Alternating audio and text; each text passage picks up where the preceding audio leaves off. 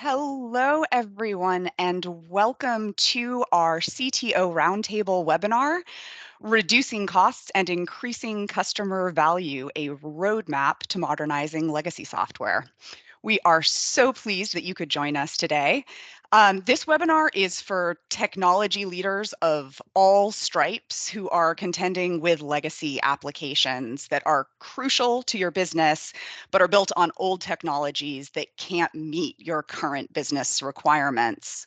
So my name is Emily Butler, and I am a client engagement manager here at Symphonize. I am joined by three CTOs who have been in your shoes before.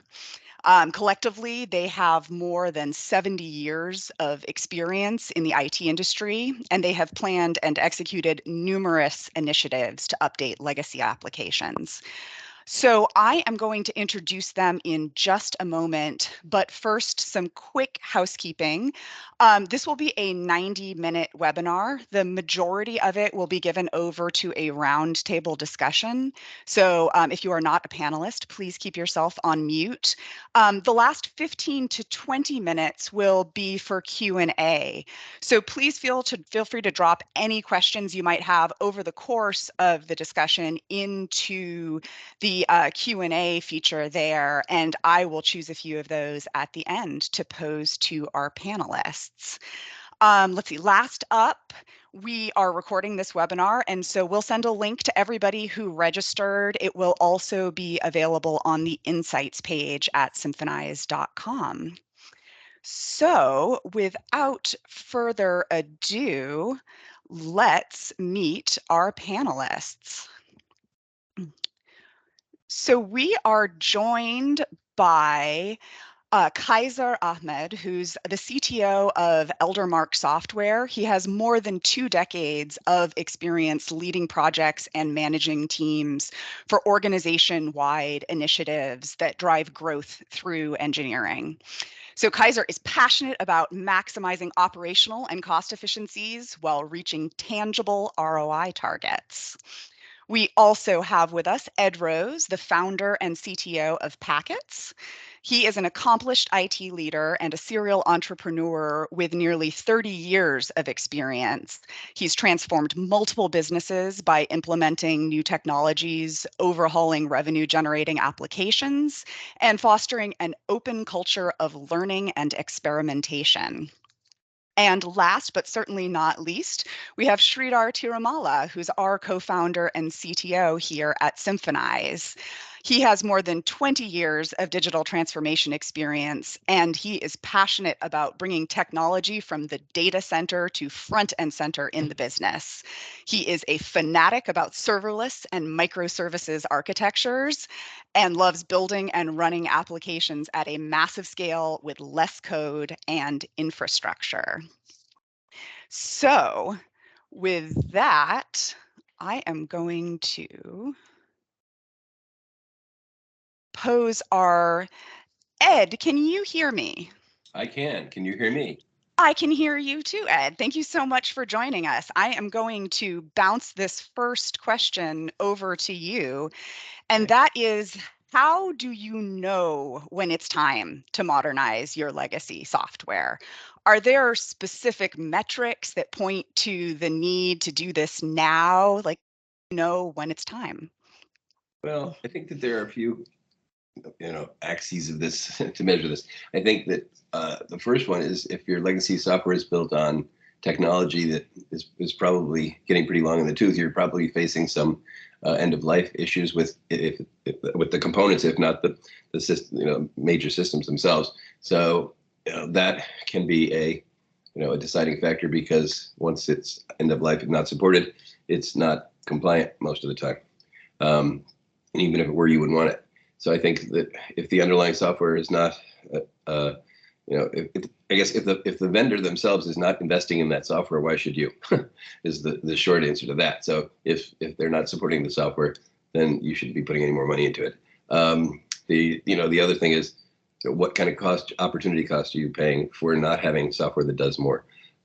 And that will you'll usually find that out when it's too late, when your competition or something has happened that you can't cope with, and you're left in a disadvantageous place. So, it's better to start moving, now. I can't think of many situations where it wouldn't be appropriate to start now, whether that's a slow start and doing it a little bit at a time and doing it incrementally, or whether it's just diving in. But I don't see many reasons to not be getting in the pool at this point.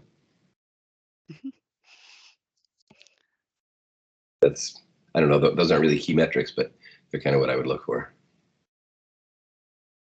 Sridhar Kaiser, do you have any additional thoughts on what it is that really triggers you to say, no, we can't wait any longer, let's start tackling this?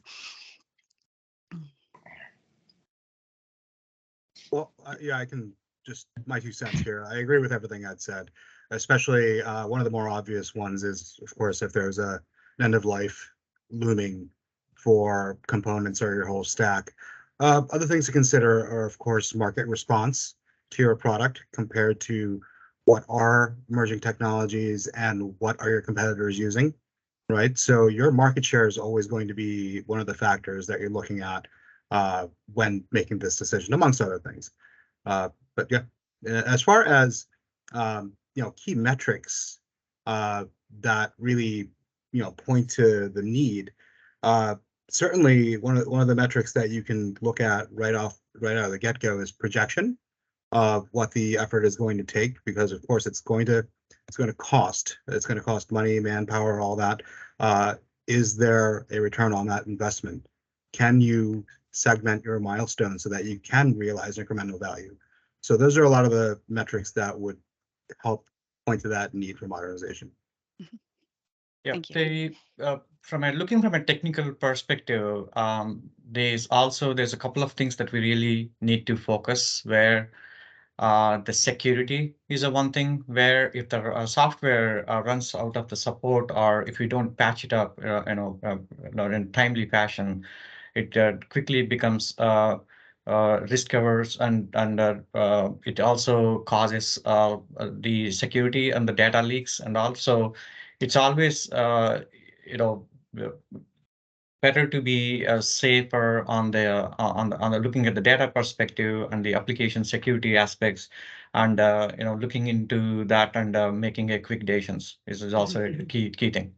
And one more thing that I neglected to say is if you look at what is being supported, generally these are deployed, these are hosted apps. And if you look at vendors, what vendors are supporting on their SaaS offer, which is almost always where they're investing, as opposed to their old offer, you'll see that there's a difference in what's being supported. And basically the good stuff is going to the people who have bought it recently, not to you. Another reason that you're not getting, you're just paying for really a lot of money for a support of an old system. So, and while the other people are getting the goods. Yeah. Okay. I'm going to bounce this one over to you, Kaiser. I know, frequently with our clients, it's not like they're only contending with one legacy system, right? Chances are good that you have multiple, possibly intertwined legacy systems that you're contending with. How do you prioritize which systems to tackle first? Well, if I stick with a purely technical and engineering perspective, I generally just like to be careful and focus on factors like, risk, size, the stack itself. Again, if there's any looming end of life for support and maintenance for components or the stack that are coming. So from the technical perspective, there's quite a few things, right? But oftentimes from the business perspective, that does create a big priority, where as long as the prerequisite of absolutely needing to modernize the legacy product is present, I would recommend prioritizing, believe it or not, some of the client-facing ones first, but very, very carefully. And the reason why I say that is because if you do it well, do it careful enough, and if you can do it incrementally, then that approach can actually yield business dividends from the existing client base in forms of upsells, churn risk reduction, and also from the market through just the tech organization collaborating with the product organization, marketing and sales, right? So there can certainly be early dividends that provide tangible evidence for additional funding than needed to continue additional modernization across other systems. Interesting. You get some draft too, right? You get some draft if the salespeople are happy, most everybody's happy, and if they're not, then it's going to be a problem. So I think that you're right. You got to show early wins, whatever it is, show some wins, and get some win behind you because it's going to be in front of you because people don't like new systems. But that's really and it can be depends on the situation as to where you need to get that win behind you. It might be internal, it might be external, but it's important to know who's going to be dragging and who's going to be pushing. Yeah, I think one other thing that I usually look into when I get into these engagements is to really understand where is the most pain point, right? If is it really a customer experience or is it really a system's uptime, like a system constantly going down? This is another thing. So we also in a consulting we have to show quick progress, quick wins, win the stakeholders confidence back, right? So we definitely want to evaluate these systems in the landscape across the ecosystem and understand what exactly is gives a quick win. That's where we could also start. That's another thought. Well, I'm really glad all of you guys mentioned this question of winning over stakeholders, right? Showing quick wins and proving that this is the right path you should be going down. Because that's actually my next question. And I'm going to bounce this one over to you, Kaiser, as well. That how do you go about building a business case for modernizing legacy software? Like from jump, what's the best way to convince your stakeholders that the juice is worth the squeeze here? Yeah, I can't stress enough that the value delivery has to be incremental, right? Because then you're just simply dealing with how long can someone tolerate this for, essentially, before they can see value. So it's got to be incremental, and you have to be able to demonstrate that. So some ways to do that involve roadmap, that involve road mapping. Is the migration, let's say, of existing resources to the new product, right? Because there's some efficiencies and cost savings there. Slowly dropping other costs, whether it's licensing costs or whatever, around legacy resources. Eventually, you want to show that incremental reduction and then the eventual reduction of R&D as a percentage of revenue for the company. Now, remember, there's not a ton of valuation in perpetual new investments, right? But there is valuation for an organization that's reducing costs that are needed to manage products. On the flip side of this, okay, that also helps is that early focus on client and market adoption of a modernized product creates that real value around reducing that client churn risk, around creating new sales opportunities. So you can certainly attack that from both the technical and engineering side as well as the business revenue sales side. Yeah, there's almost certainly with the legacy system. There's always a list of things that people have been asking for time immemorial, and they've given up on it, and they're just dealing with the system as it is now. And if you can start going back into into that list of things they wish they had, validating them because they may not have ever need them, but they might, and start giving them those. That's more political, but there might be some gold in there. And then, of course, the other thing is really you want to make the case for. I mean, I'm always trying to make the case for as much investment as possible, right? You should be creating a business case that says this is going to create so much value that you will want to invest more, as opposed to always pushing it on the cost side. Push on the ability to make this strategic and or making money, so that then they see where it's going. Which is really that's got to be the theme here. Is you got to get this out of the back room and into the front room.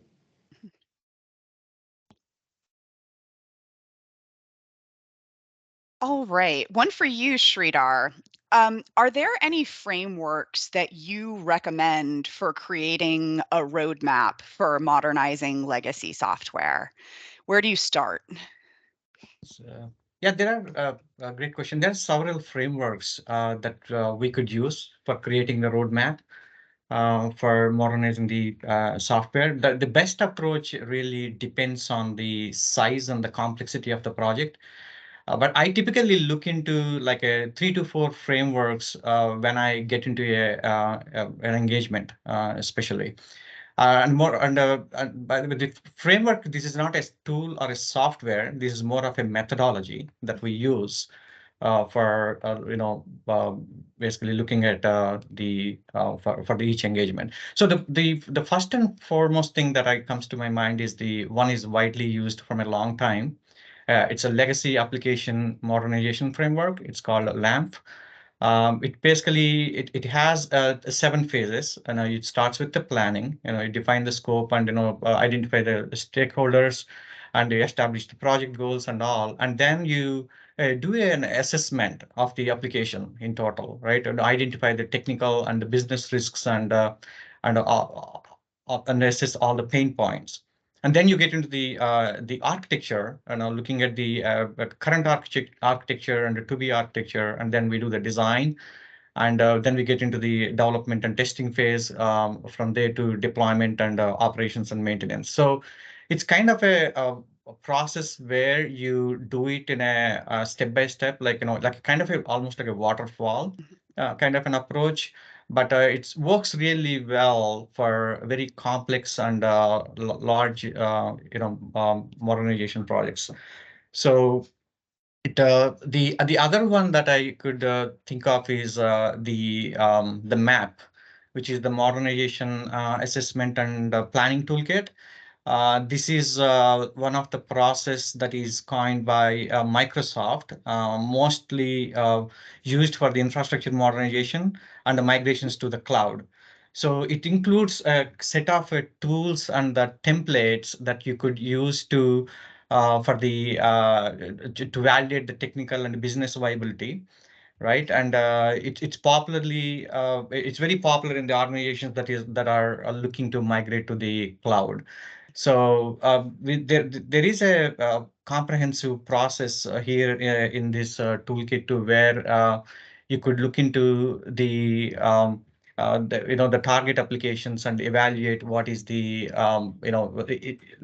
each there are certain tools also it comes with where you run the tools in the system and gather as much data as possible, and then you use the data to look into the risk and address those ones. The other approach that I see is like the Gartner's approach.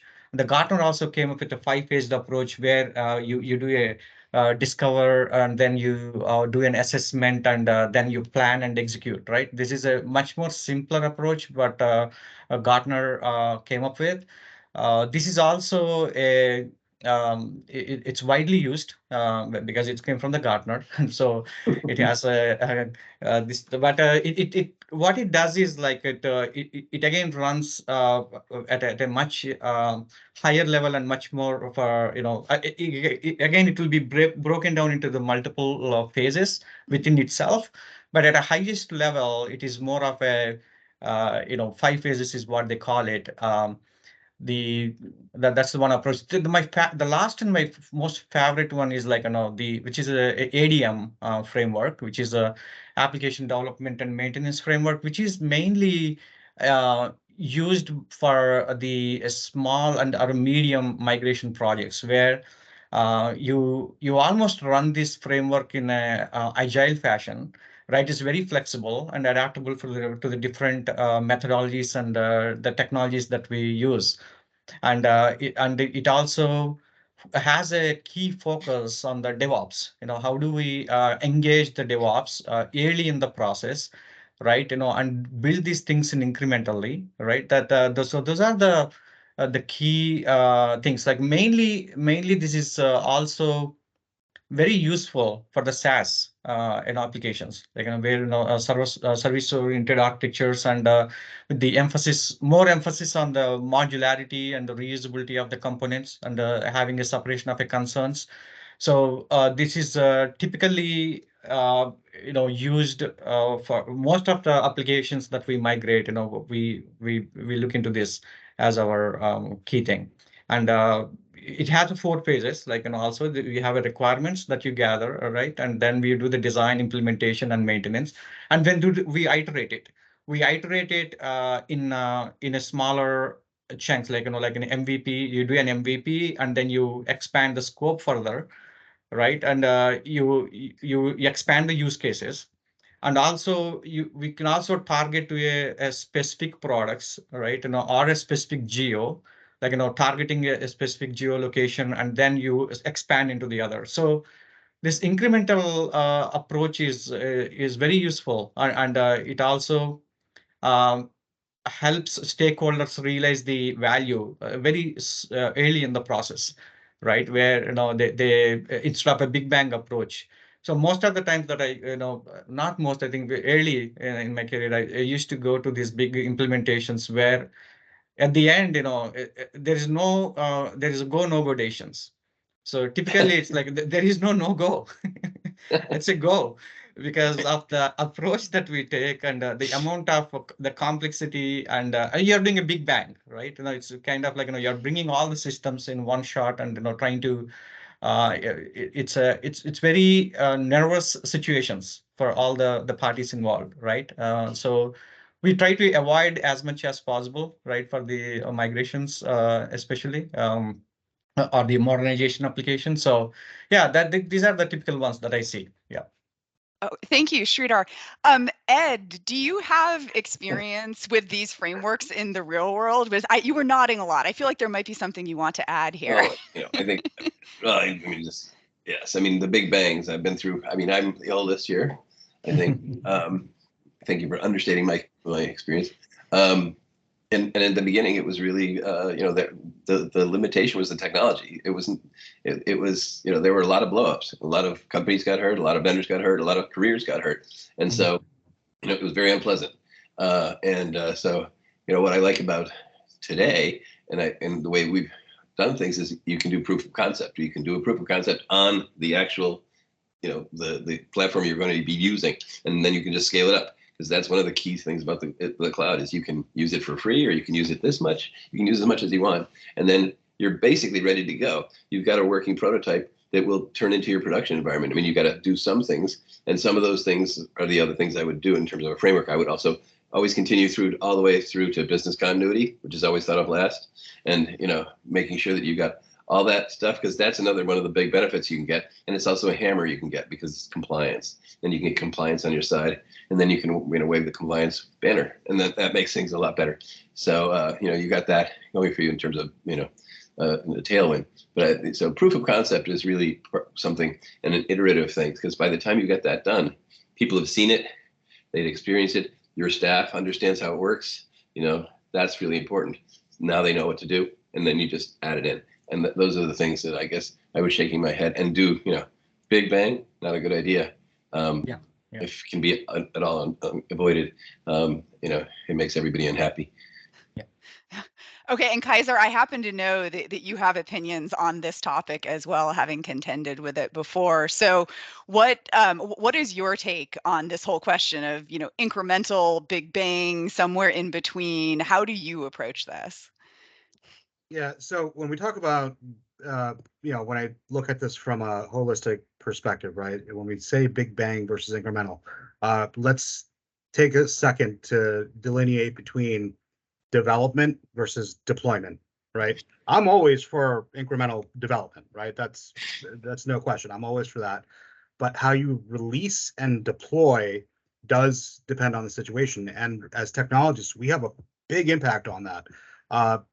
Oftentimes we lose sight of development versus deployment, right? And there needs to be that delineation. Big bang deployment for a release, let's say, introduces large, significant costs and overhead for things like client adoption, training, support ramp up, sales training, implementation, conversion, staffing, all that. So these are a lot of things that we don't think about when we do that big bang approach. There's just an organization-wide impact across the board, and everybody's going to be looking at you about it, right? Whereas incremental, at the same time, it's not that it's all squeaky clean when it comes to deployments, right? Incremental also has some risks where if I create incremental deployments of releases, right, I can create risk for my clients who are using those systems, because there'd be insertion of new factors into their existing and probably stable daily workflows, right? So, and sometimes with clients, the perception is that once the product's available, after it's, let's say, dev done, that we can simply throw the software over the wall and that's it, right? But we've got to consider that, even with the incremental pieces, there's still operational impacts. There's risks to the internal organization, and there's still risk to the clients if you don't do it right. So there's pros to both, really more on the incremental side, but there's pitfalls to both as well. Yeah, I think that's right. One other thing is this whole idea of it goes back to this whole proof of concept. The ability to fail fast, fail fast iteration is a really good thing, because you can fail and see, you can ideate and then fail right away. And when you fail right away, you don't get it all the way through to production. And sometimes those failures are waiting for you, they're lurking. And so fail fast is a really good way. And it sounds bad, but it's really good, because you want to fail when you get the least amount of pain. If you get to max pain, which is that big bang day, and you find out that you had a border condition and the whole thing comes down, that's max pain. And so it's really good to test the hell out of things, and to test it in the concept as well as it's the best time to test it is right up front. And it's possible now. It's prototyping at its best. I mean, the cloud is made basically. It takes all your work in it, front end loads it. It's great, because by the time you pass the POC, you're past 80% of the way there a lot of the time. One last thing with this framework discussion: a lot of these things are not going to be made by you, right? You're not making nearly as much software. Either it's going to be low code or no code or microservice or somebody else's software. So that's a whole different can of worms too. And so you have to, account for that in your thinking, because you have to go outside on a much more regular basis. And you have to, so you can't, the make buy analysis happens daily, or more than that. It's not just big chunks anymore. It's little chunks. And that means that the data part is, you need to get your data model, correct, so that you can accommodate these things as they spread across. And I think that the data situation, the data model is probably the thing you got to spend the most time thinking about as you're incrementing your way, because the widgets work, but the data has to actually work across the whole organization, and nobody's done that for you. There's no SAP here. You're the SAP now, and so you're in charge of making all this data work together, because all these components don't know about each other, and so that's really important. Yeah, that's a great point. I think you added it, where data is going to be the super key, right? The application can transform, not so much with the data, right? We got to, there's an opportunity, to clean up the data, to basically, dedupe and all. That's a whole another conversation, on that. But however, the taking care of the data and doing the data modeling into the aligning it to the new application is a super critical phase of the in the modernization, where our code, when we move it to the cloud, and part of the code may be gone, thrown away, because there are so much components or APIs available in the cloud, right? We could leverage those, but plugging into the same data, right? And this is it's such a key step, looking at the data, and is equally or more important than the applications itself. And the only other thing is, I have an issue with the word modernization, because we don't want to just modernize. We don't want to automate the old system. That's what we used to say. Don't automate the old system. Don't just recreate the old system on better software, because it used to be that it all tipped over all the time. So you got it onto out of your punch cards and into something with tapes, and and then from tapes to whatever. But that's not what we're really doing here. There's no way a legacy system that's that old is the right thing that you should be using now. I mean, unless it's an application I'm unaware of. It's got to be different. So you really aren't trying to just modernize it. You're trying to update it too. So you got to do both. Whether you do that, it has to be it certainly has to be in the framework, and it should probably be in the. That's a good way to get big wins. If you add a microservice that's really slick, those are deeply engineered items. So when you go to a Twilio, they have thought through something as simple as delivering a pass, an auth code, really well. That's why it gets there so fast. And if you use an emailer, they don't get stuck in spam. When you do it yourself, because an engineer says, we could write that, and and you could, but it would be dumb because you would never get the money back, and they would get caught in the spam filter. Just by testing it, you'd be doomed to spam hell forever and ever. But so you don't get anything from that. So the point here is modernize and then update. Don't just modernize. If you just modernize, it's definitely an opportunity lost. Oh, okay. Well, I'm no. I actually think that was the perfect lead in to my next question. Because basically what you're saying is this is not just about shedding technical debt, right? This is about making sure that the new software really meets your business requirements as they exist today. And so my next question is how do you ensure that your modernization roadmap, I know you don't like the word modernization, but for lack of a better term, that your roadmap is aligned with your overall business strategy? That's for me, I guess. So, well, this is going to be an answer that I think that non-IT people will hate because I don't know if there are non-IT people. Let's assume we're all IT people. Oh, good. Because I guess for a little history lesson, I think I when I started out, there was no IT department. Literally, I mean, I remember a time before IT, and that was pretty wild because we would be doing these projects, and there was no IT to call. Nobody to call. There wasn't even the idea that IT could exist. So we got software, and we were told to make that work, and all the people who were involved with making the thing that the software was to do would get involved, and we formed a team, and no projects had ever been done, no idea of how to do anything. So we relied entirely on the vendor. Quickly we learned that the vendor also had no people who worked there who had ever done what we were hoping to do with the software. So in the end, we were really responsible for knowing everything about the software, how it would be used, because they didn't know. We literally didn't know. And so that was a really important lesson for me, because it turns out that when the business has to own the software, there is a moral to the story. When the business has to own the software, they get good at it.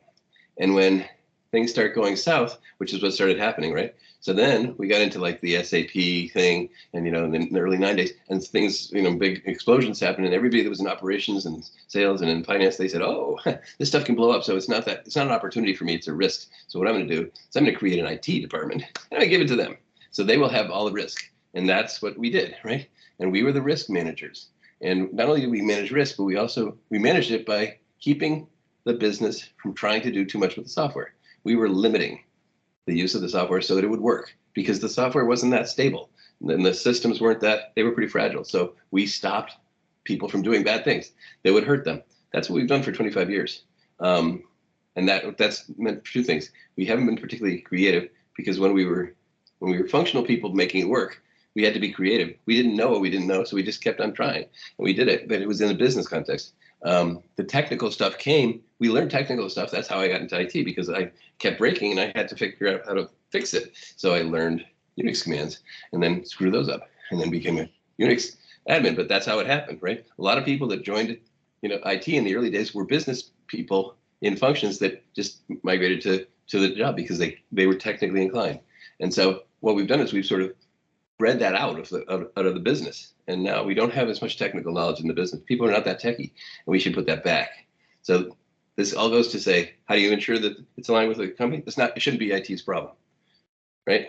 The business strategy and the whole thing should be the business's problem, and the best thing we can do is start that happening, because the strategy should be granular enough so that it informs the IT needs. We should be the customer of that. We should be the customer of a strategy that gives us enough information so we can make it work. Because right now it doesn't even consider it. So that's why they'll hate that, because it's not our problem. Technically, it is our problem though. So, but that's my speech, is that IT cannot continue to be what it's been. We cannot do it. The business has to become much more involved, and we have to become curators, and we have to become process curators as well. We have to give people a good process so that it works across the organization, and we have to be curators of all these widgets so that we make sure that they work together. But we should not be making strategic decisions. We should be pushing that up, because that's ultimately, now that we're not limited by the software, it's going to be the quality of the ideas that's going to make the software valuable. And if they're not valuable, then it won't be worth it. So, but that's not our problem, because we're not the business people. What's your take on this perspective, Kaiser? So as far as aligning the technology roadmap with the overall business strategy, right? I'm actually going to go a little bit. I agree with Ed. I'm going to go the other route and throw something out there for the non-IT people. That essentially, look, as technologists, I'll admit, sometimes we have to rein ourselves back in as well, right? Because we don't do things and we don't make things because it's cool or cutting edge, or we shouldn't at least, right? Even though it's fun to do.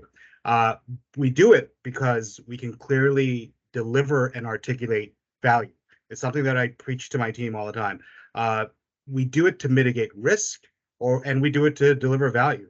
Whether that's some examples like whether it's new revenue opportunities or cost efficiencies, right? It's got to be articulable and demonstrable. But yeah, it's just at the end of the day, it just comes down to delivering value. And if we can do it while employing cutting edge technology, then great. All the better. One more comment about needs.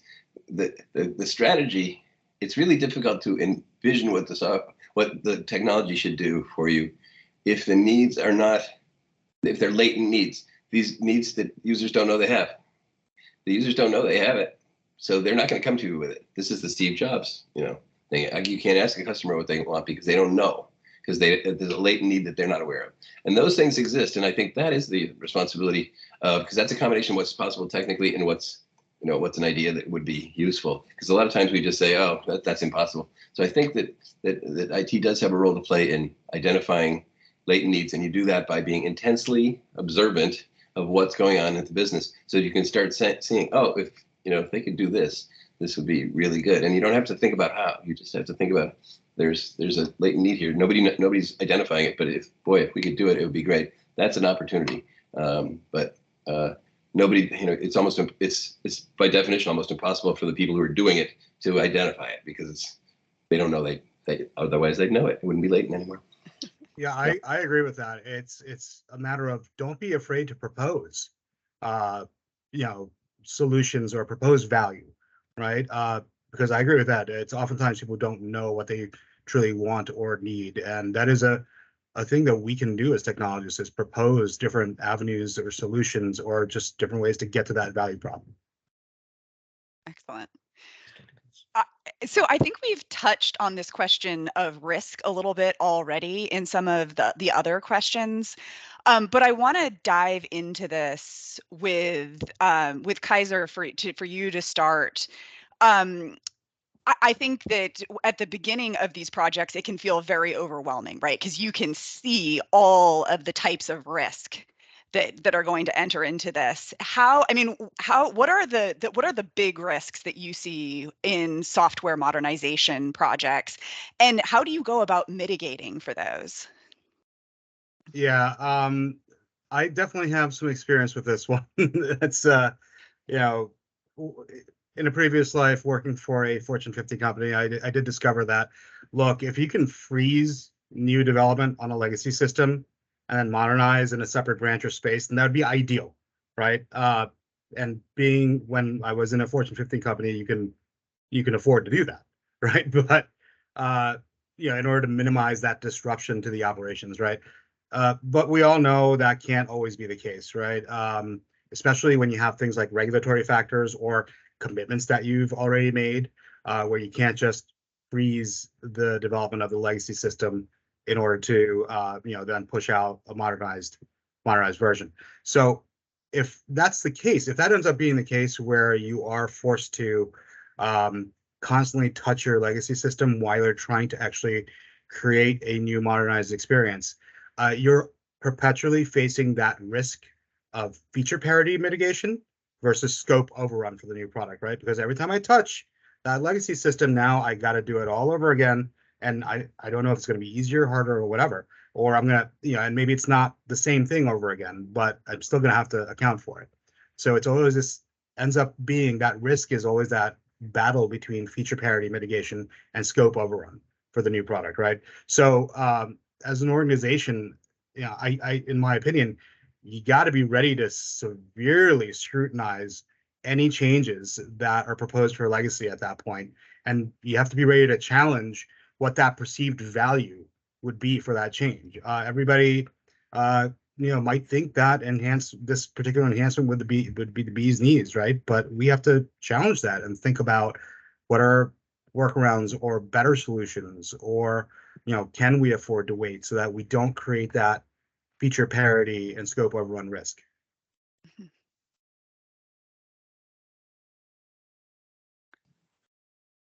So one other thing, one other thing that I see is I like what Kaiser said earlier, right? Focusing too much on the technology is also not good. It's one of the risks, right? Because the technology is there to, enable, the use cases that we want to solve, not it by itself, right? So focusing on the business value is definitely is much more important.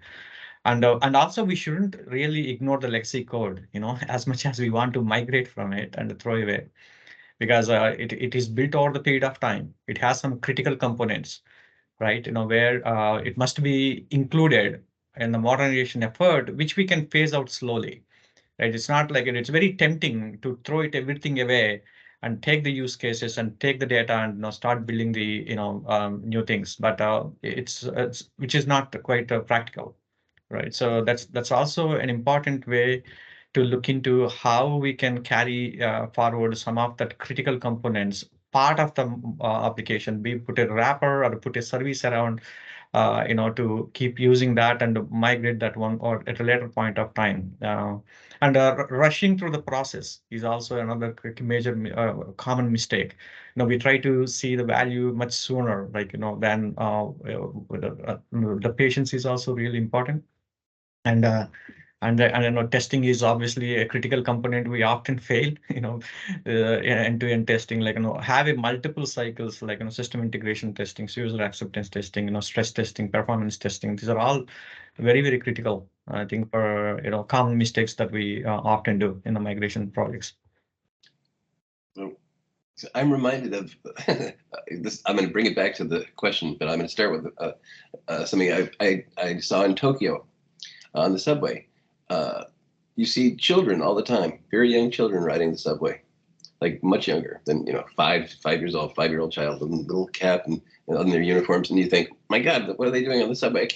How could they possibly? It can't be safe for them to do that. One, it's much safer there, but two, what they say is because everyone there, every woman, they don't say the men, they say every woman is that child's mother. So that child's got a lot of mothers around, and you would not want to start. If there's any trouble with the child, you would be in deep trouble because everybody's watching for that child. We don't have that with our projects. If the projects are babies, everybody's like, that's IT's problem. We need everybody to be the mother of the IT products. We don't do that. We don't engender that people care about it. They don't care about it and they don't feel responsible. If you have that many more eyes, because whenever you go to a postmortem after something's screwed up, you find out that people knew about the problem. And people were saying, oh, I knew that was going to happen. It's because you don't have those people seeing themselves as mothers. They just see themselves as getting as far away from the explosion as possible. And that's a big difference. So if they think so you can either do that through making sure they know that they're going to get exploded, or the nice way is to engender this feeling of, wanting this project to succeed. And I think we don't do a job that's a once removed thing, but that many eyes will catch a lot of problems. Yeah, totally. So I think we just talked about some common mistakes that we've seen when we're trying to modernize legacy software. But what are some others? Like, talk to me about the disasters that you've seen where you went, oh God, if only I had known blank. Ed, I'll pop it over to you first. I only had known. Oh my God, there's so many of those. There's so many examples of people. I mean, again, it always comes back to the people side of it. I think the methodologies only go as far as the people are willing to put their skin in the game and invest in them. And when you're checking boxes, check boxes don't go that far. So I think that the mistake is to not spend enough time communicating and really understanding what is important to people and really getting them invested in it. I mean, that's now there are lots of other mistakes to make along the way that simple things that language, when you're doing international things, language can be a big issue. Misunderstandings can come about. And ironically, usually the language issues are among people who speak the same language, but only different versions of it. But there are, there's been a million different things. Or there's we do things differently, I didn't know, we found out that one of in China, in Taipei, that our warehouse was like on going up as they do. I didn't know that was up, 10 floors of a skyscraper. Who ever heard of a warehouse that was like that? And as a result, we had problems because we didn't have that dimensionality.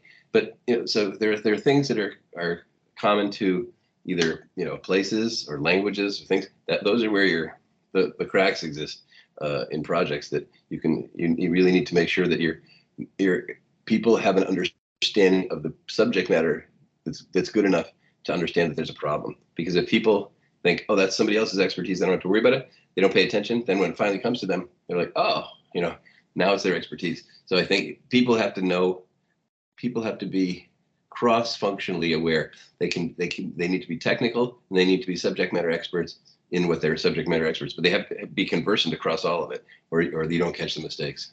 Yeah. I think that really speaks to your ideas about the problems with having siloed IT, and that really needing to move back into that cross-functional world between IT and the business. But the other phenomenon that I see happening all the time is, if you have a PhD, the sister-in-law who had, she was above PhD, whatever that is, and she would talk, and I would just nod my head, and I'd pretend like I understood, which I did not, right? And that people do that all the time, but I understood nothing. But she thought I was understanding until I told her, nobody understands what you're saying. And that happens all the time. So if you can't, the idea has to be, and I think this is a big role for IT, is to get people to be, the higher the level of that conversancy, the better the product's going to be. Because you cannot become a PhD in every area, and you can't become an expert. You can't get 30 years of experience in any of the other functions where they also have expertise. And so you have to understand it. You have to encourage everybody and we've done this, do, brown bag lunches that dumb it down, say it for somebody else who doesn't understand it, and make them understand it enough so that they can be conversant. And that's a really important thing, because biotech, all the things we're doing, you can't be that much of an expert, but you have to understand it enough to know where the problems are going to be. Yeah. Now I'm done. Would anybody else like to chime in on this subject of common mistakes you've seen? Kaiser? Sure. Not just common mistakes I've seen, it's common mistakes I've made.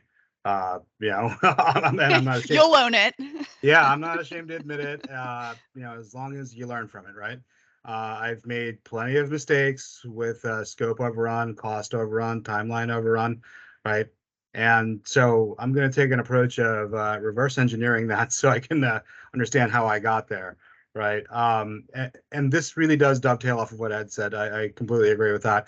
One of the most common mistakes that I've seen, and hopefully this doesn't sound oversimplified, but a significant lack of communication between technology and product ownership. It always leads to scope creep, always leads to that overrun. I'm a big advocate of talk often and freely, and I'm a big advocate of educate each other, because you can't be everywhere all at once, right? Product groups should educate on what and why.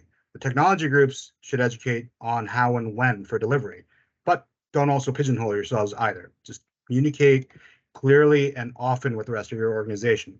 Especially, by the way, oftentimes with these modernization projects, we talk about an MVP approach, right? Minimum viable product approach, right? So especially in that case, talk often and educate each other, because a modernized MVP product doesn't necessarily equal all of the new features and toys and bells and whistles that everybody's been asking for years, right? So there's a big educational component to that, and how you communicate that within your organization. Get that MVP out first. You have your baseline, you have your stable baseline, and then you continue to build, and continuously, forever, perpetually. But that all comes down to how we communicate internally, so that it's almost like keeping each other in check on what our objectives are. I just wanted Check one big mistake is not, or one thing you have to be very careful about is slipping your plan. If and knowing when to and when not to. You know, you slip it once, you might get away with it. Don't slip it twice. If you're going to slip it, make it a good slip and make it committable. Because you start slipping it again and again, nobody believes it, and nobody pays attention ever again. And that is a big phenomenon. If people think it's coming, a deadline sharpens the mind, right? If they have a deadline coming, they will pay attention. But if they think every time, you know, someday it will be the deadline, and they'll be like, oh, we didn't know it was going to happen because they've slipped it 10 times already. So, you know, we didn't know. We didn't think it was true. So, you know, on the other hand, if you have to slip it, don't go live anyway. You know, don't jump into the maw of the, you know, the beast, but stop, but then be really careful about not doing it again. So don't Don't be the boy that cries wolf. Make sure there's really a wolf there if you're going to do it. You know, be a voice, you know, be authoritative, right? Don't decommit more than, you know, I mean, decommitting multiple times is death to a project. Yep. It really is. So if you're got to do it once. Got it.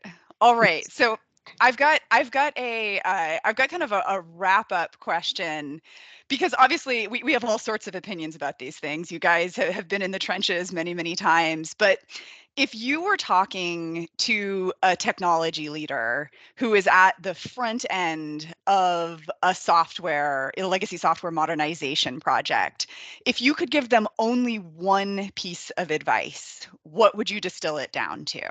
I know this is a hard question, but give it a shot. I could take that one first. I'm sure everybody else has some ideas, but one of the very common things I say to stick with is make sure you have your requirements. And oftentimes when you don't be afraid to reverse engineer that product to get those requirements. That's been a big thing that I've been able to do, in fact, with Symphonize multiple times, to make sure that I have what I call the product cookbook essentially in hand. I want that cookbook so that this way I know what I have to do in terms of my modernization journey. I know where the parity gaps are going to be. I know where the value prop is going to be. So I would say, yeah, make sure you have that basic requirements. And if you don't be afraid to reverse engineer that thing. Yeah, the one thing that I could say is I have seen it a lot in my implementations where I'm part of is uh, h- having all the stakeholders involved, like, you know, stakeholders in the sense, not just the business owners. So oftentimes I see the users, end user support teams, the product teams see the product, see the application first time in UAT. I mean, they haven't had enough training on that. I mean, they were not part of the designs. You know, the earlier designs are they're not sufficient user manuals. So now we are taking this application and we built over the period of time with the massive implementation cycles, and then suddenly take it in front of them and, you know, ask them to, you know, execute their use cases, which is the a recipe for disaster. So we have to ensure that everybody is part of these incremental, progress. So that is super critical, so that everybody is on the same page. You know, I think even though it takes a lot more cost to involve other people, but for the complex projects, I think it's very critical that everybody is aligned. I think then these go no go decisions becomes easy. Otherwise, they will never give you a go. You know, if you don't show the product till the last minute, and people are very nervous, and they will say no go. So which becomes the total project to be a the delivery lines will keep on postponing. So you're really advocating for bringing end users into the process much earlier. So what does that look like? How do you involve them in a way that they have the opportunity to plug in, but you don't bog down the process? Yeah, yeah, it's kind of a not. There are certain ways we could do that where they don't have to be like a part of the daily scrums or a daily releases. It's more of like a kind of doing a A/B testing It's called where you give it at a high level, what exactly happening, so that they're mentally prepared for the change that they are going to see. And then also they're also the part of the feedback loop early in the process is super critical. They don't really care, right, about what you do underneath. I mean, you say oftentimes we talk a lot about the technology, that's cloud, whatever that's out there, but it's ultimately comes to the usability and uptime. Like does it have a guaranteed uptime? Like those are the critical things, and otherwise everybody pulled into it. The application goes down, even for this day and age. If the application goes down for 5 minutes, that's a huge escalation, right? That's a huge cost to the business. So it's very important that they're aware of the what's in the cooks. Uh, Thank you, I, Sridhar. I would add to that. I mean, I think that the most underutilized asset in this process is the end user. I mean, the end user knows what's going on. The end user is the one who, like, when IT gets the thing back that says I don't like to click this 3 times, and IT sits and laughs over lunch about that. But if you're doing it all day long, that's a problem.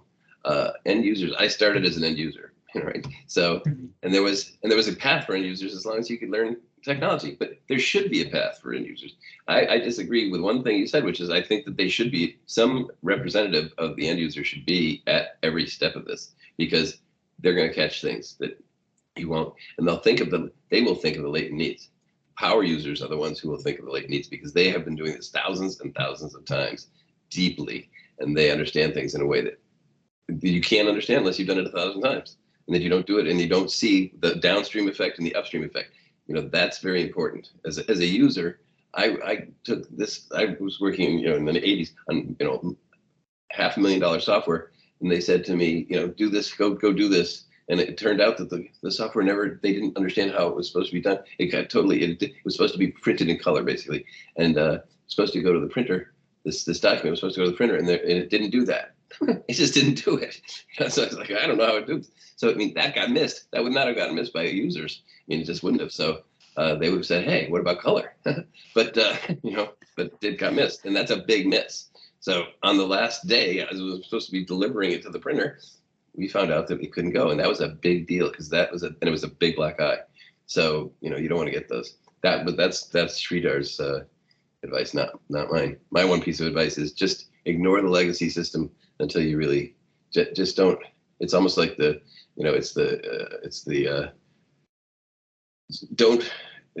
legacy system does things that you're going to need to do, but don't use it as a basis for a model. Don't use it as the armature for starting this thing. Start, if you can, start from scratch and really imagine it without that, because that's the way you're going to get blinders.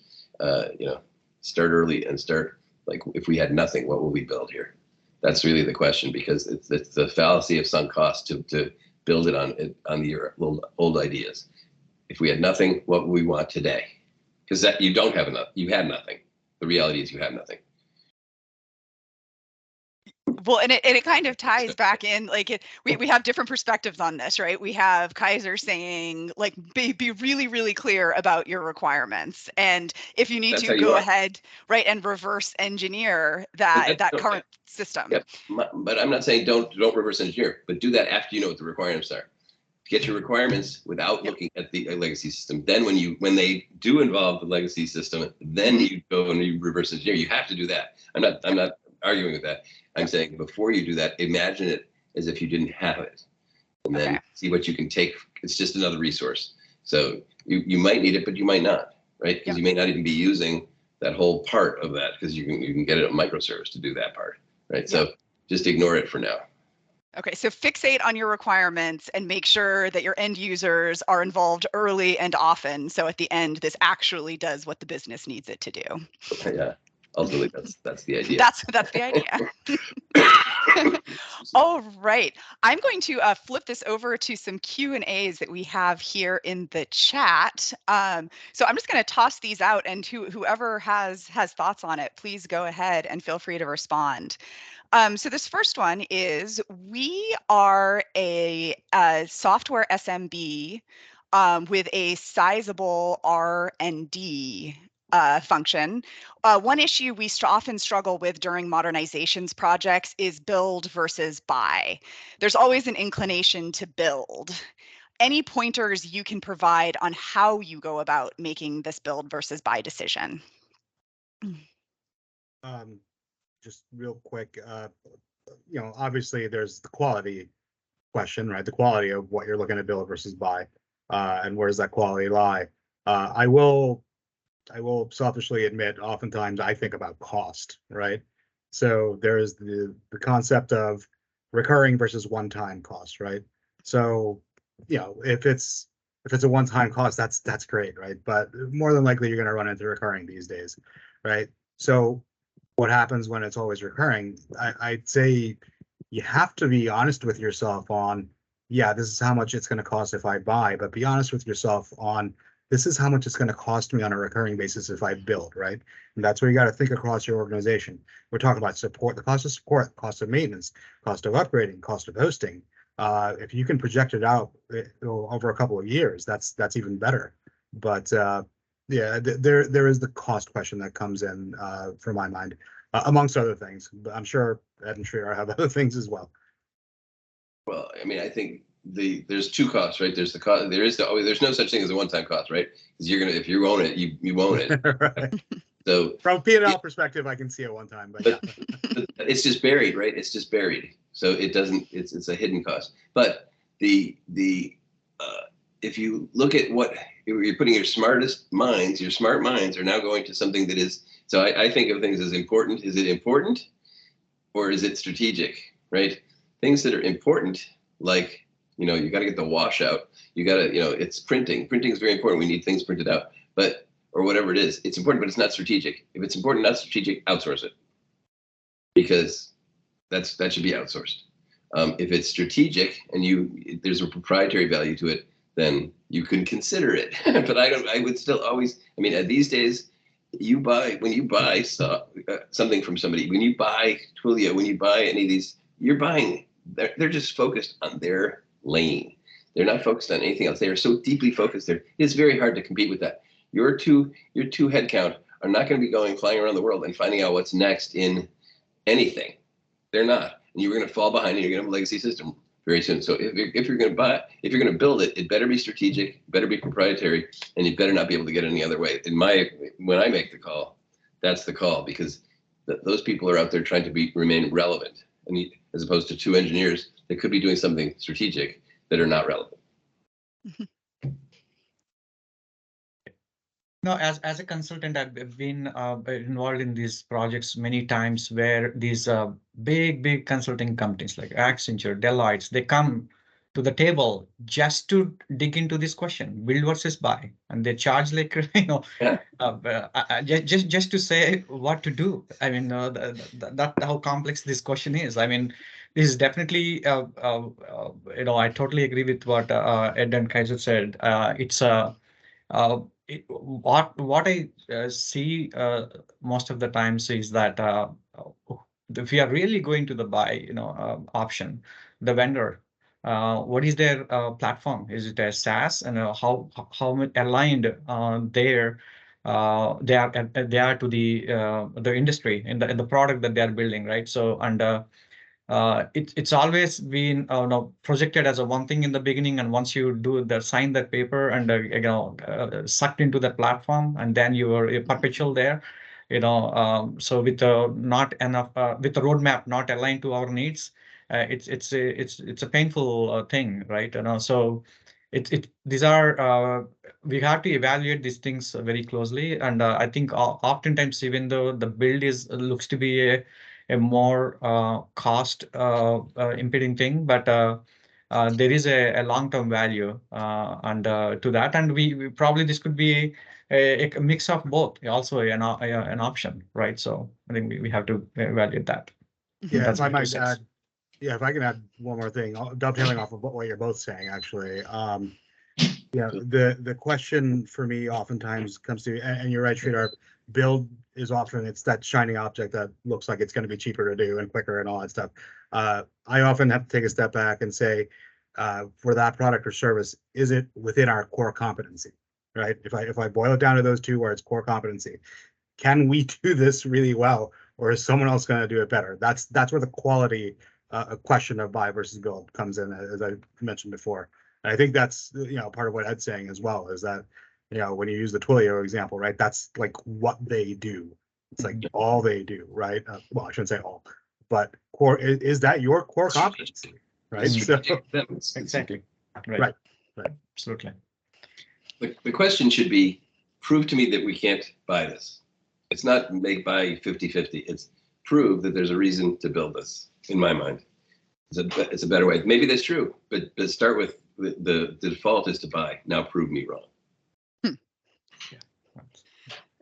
Okay, so actually this next question kind of jumps off of this, important versus strategic core competency issue. And it's, when would you suggest engaging with a development partner for a modernization project versus when to go with internal resources? We have talented R&D, but I wonder if they should be focusing on building the core product. At the same time, we seem to have a hard time making a business case for bringing in an external partner. Interesting question. Comes down to scale, I think. Skills, scale, right? skills, Scale. Yeah, it's good. Skill set, absolutely, yes, and that kind of comes down to the whole core competency thing too. Scalability, right? Or do you really want to get into the business of trying to scale? Because it's not as easy as people think. It's we're talking about as your requirements grow, trying to scale your internal resources is hard. It's expensive. It's as much as we think we can do it at will. There again, coming back to the concept of core competencies, there's some parties that might do it better. So I think that when you can't do all this, you can't keep the business running and do this development. The important thing to know is that you need your best people, the ones with the institutional knowledge. Those are the people who get called every day when something goes wrong with the business every day. They get called because they're your go-to people. But those are the people you want on your project as well. So by bringing in extra smart people with technical knowledge that's broader and who are being exposed to a lot more stuff, your best people are almost always also behind on what's going on with current tech, and they don't like that because they have been so subsumed by the business that you've got your best people who are not feeling competitive in the marketplace. So they feel like they're becoming dinosaurs. So the way we've solved it with Symphonize is we brought people in who have the technical expertise to get us over the hump, but we've also paired them and partnered them with people internally who are the institutional knowledge experts and who have the capacity to learn this, but they just don't have the time because they're always being, so if you go with your less, remember, they used to be high potential. The people who are your subject matter experts and your institutional knowledge people, those used to be hypo people, but you didn't develop them. So now you have to redevelop them and you get both. If you don't do that, you end up with new people without the institutional knowledge, learning new technology and being misinformed about what you're going to get. So you really need to pair those things. It goes back to this conversancy thing. It's amazing how much IT people know about the business because they have dug through the bowels of the business and they know. So I think that the key with bringing in a partner is make sure you bring them in to do the POCs, to bring you options. And that's what we did. We had lots of meetings to say, what are our options here? And then we did little mini POCs with people who were technically skilled enough so that it didn't take forever to learn the tools, so we could just do it.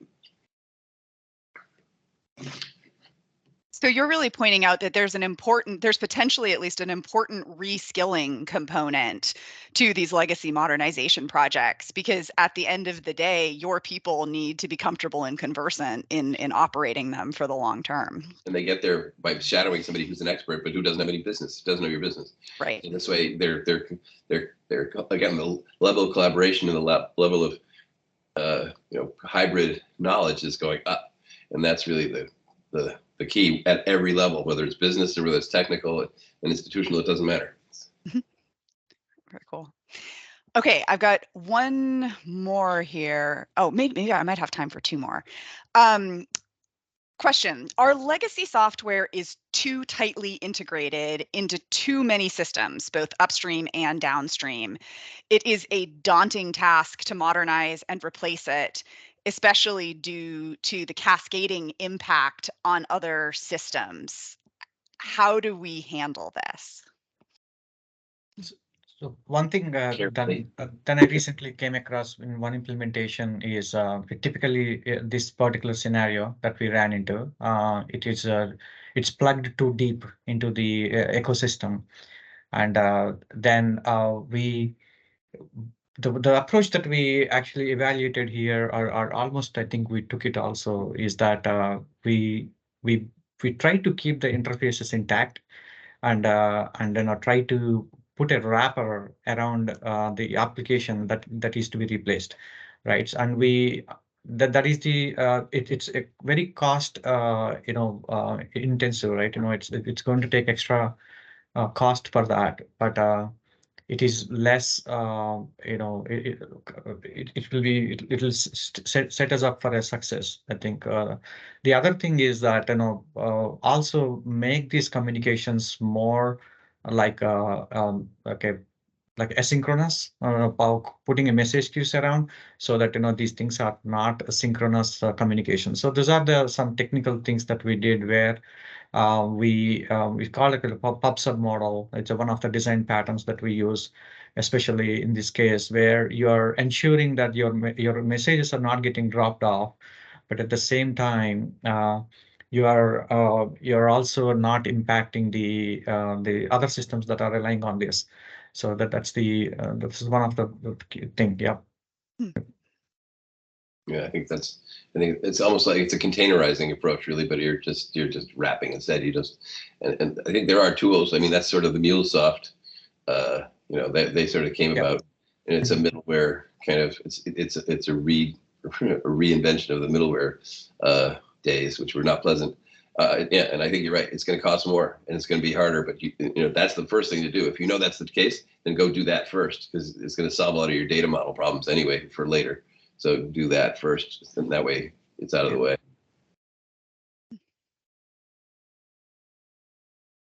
All right, next question. There are several low-code, no-code options for building new software, including mobile and enterprise apps.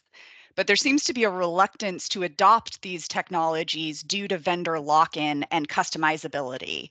Do you see these technologies playing a role in legacy modernization? I think it's there is definitely this space is very much evolving, is what I see. And also, I don't see one versus another, like, comparing when it truly comes to the cost, be it AWS or Google, GCP or Azure, the costs differences between these low code or no code apps is very um, it's not very high. It's in the same part with a slight variation here and there. But I think that there is definitely a downside, locking it to them. And but there are other frameworks coming up, which is called serverless, which is a layer on top of these cloud providers, an abstraction, which will help in the future state to be a non-locked, right? And where you could always switch between the other ones, but that interoperability also causes a little bit more lag in the communication and in the interfaces. You're doing something, it has to take one more hoop to finish your task. That's there, but that gives you a lot of flexibility. For me, the low code, no code, or even that whole concept is, I would focus on that for even if there were no code tools that you could use, I would still have technical people use them first, and be very solid about it. But the idea of having users using low code, no code tools to extend the ultimate software to do what they want on a daily basis, instead of being spreadsheet masters, they can be low code, no code, programmers, and extend it in a safe way and do their work and make their work better. That's to me right now, that's the best use of it when it's appropriate for the application. Letting non-coders code, that's a good thing. Letting them build your infrastructure, not a good idea yet. Yeah. Absolutely agree. Awesome. All right. Let's see. This guest says, agree with Ed that people are a big part of the equation in transformation projects. What are some of the cultural and organizational changes that may be necessary to successfully modernize software? And how do you get everyone on board? IT becomes the tyrannical ruler of all. No, I'm just kidding. Go ahead, guys. I don't know if you will realistically, at least I've never encountered a situation where I was able to get everybody on board. Um, you know, and of course, in my opinion, you create avenues for people to be able to, as I call it, jump on the train, right? And not just inside of the technology group, but you have to offer those avenues across your organization as well. There's a lot of cross functionality with the technology group and the rest of the organization that we often don't talk about. But if you can create those opportunities to be a part of the modernized product and create, not create, but define actual roles and socialize that, you'll see, look, people are either going to jump on the train or they're not. Yeah. And I think that's just where I generally take it, is provide the opportunities, encourage people, get on the train or stay off. That's it. Yeah. Well, leaders, you have to pick leaders from their, it's tough. It's a tough call, because if you take people out of their departments and you put them in this cross-functional team, eventually they're seen as traitors, right? They used to be your people, but now they're part of this team that's doing all the stuff that you don't really like. I mean, that's the truth, right? There is an inherent human resistance to change, right? And so when one of the people you trust goes in there and then they drink the Kool-Aid, then they stop being trustable. So I think it's important to keep the communication often.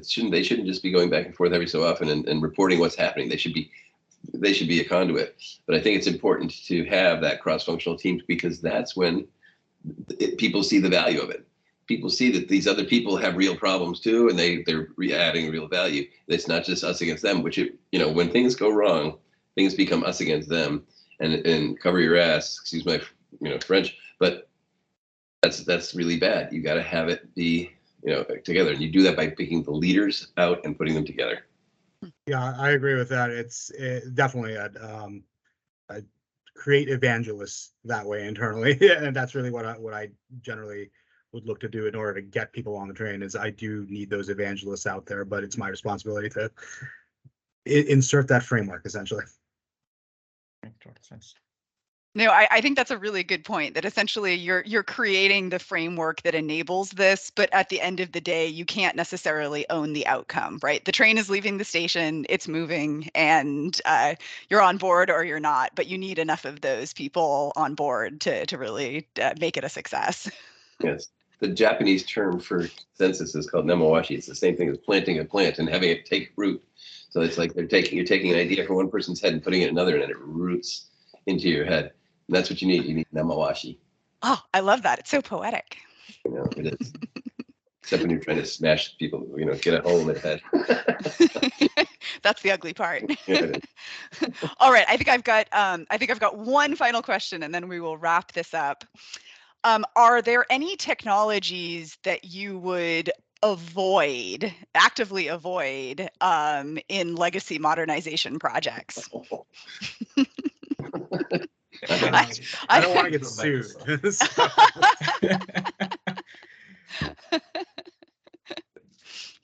This could lead into a war pretty much here. Well, we could go for categories of technology if we don't want to name brands. Is there any technology you would avoid? I generally have had good luck on the AWS marketplace. I'll say that. I'll take the other approch. There you go. The positive spin. I like that. Positive spin. I generally have good luck on the AWS marketplace. Yes. Yeah. There we go. Yeah, definitely the vendor lock is the one thing that where you build something where you're locked into it.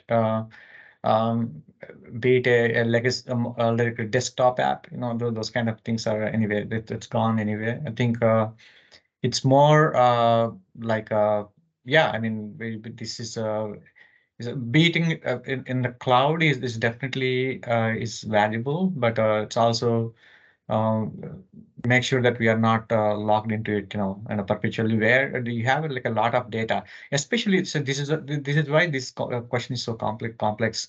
It's not a simple. I mean, we can't look at it as a one single application. We have to look at the data, look at the security aspects, and the uptime, 0% downtime upgrades, and also it's definitely it's a much in-depth analysis is needed, and I think to when we make, but vendor locking is one thing that we should avoid. We should have the flexibility, but in approaching this one. Yeah, that's my 2 cents. I always look at the human part of these things, and the facts are humans do two things very well all the time. We anchoring bias is a fact. It's a behavior of ours. It's a survival instinct. We will almost always favor the choice that we see first. Usually the thing that we see first is the thing we're familiar with already, right? So we tend to go with the things we know, and that's not always a good idea. And then anchoring bias is followed by confirmation bias, when all of the information we get confirms our former decision, which is another bad idea. So I would say the technology to avoid is any technology that you're choosing because of those two factors. You should get those factors out of your choice, and then you'll be making good decisions. It doesn't matter. The technology doesn't matter. What matters is that you're making good decisions, and then you won't choose the wrong technology. Excellent. All right. Well, I think that does it for us today. Thank you so much, Kaiser, Ed, and Sridhar, for sharing all of your experience and your expertise here.